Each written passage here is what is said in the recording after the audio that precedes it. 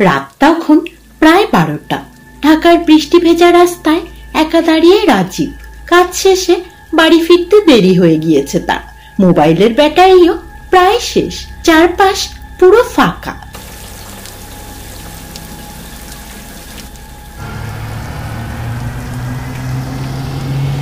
হঠাৎ দূর থেকে একটা বাস আসে, পুরনো ধুলো মাখা। হেডলাইট গুলো ঝাপসা জ্বলছে। সামনে একটি নাম্বার লেখা 746। রাজীব একটু অবাক হলেও উঠে পড়ে।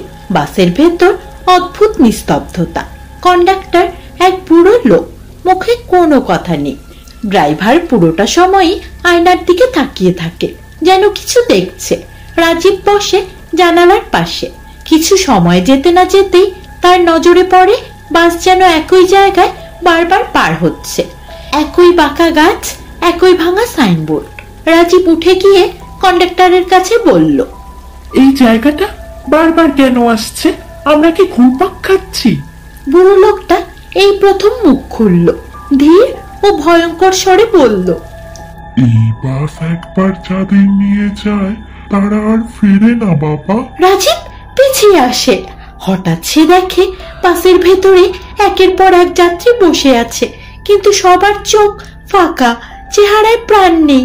তারা নিঃশব্দে তাকিয়ে আছে রাজীবের দিকে।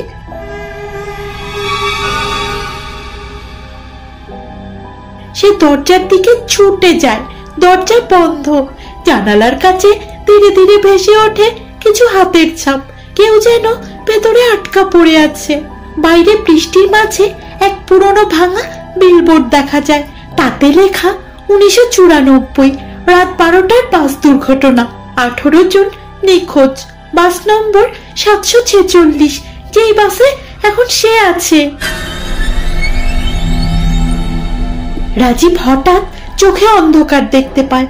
মনে পড়ে শুনেছিল ছোটবেলায় তার বাবাও নাকি এমন এক বাসেই নিখোঁজ হয়েছিলেন। তার বাস নম্বরও ছিল 746।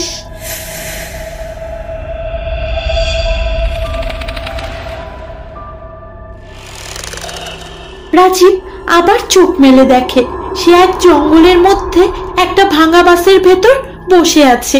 কোথাও কেউ নেই। জানালার বাইরে কুয়াশার মাঝে ধীরে ধীরে ভেসে উঠছে একটি পাথরে খোদাই করা লেখা। সেখানে লেখা আছে, শেষ রাতের যাত্রীরা 1994 থেকে 2025।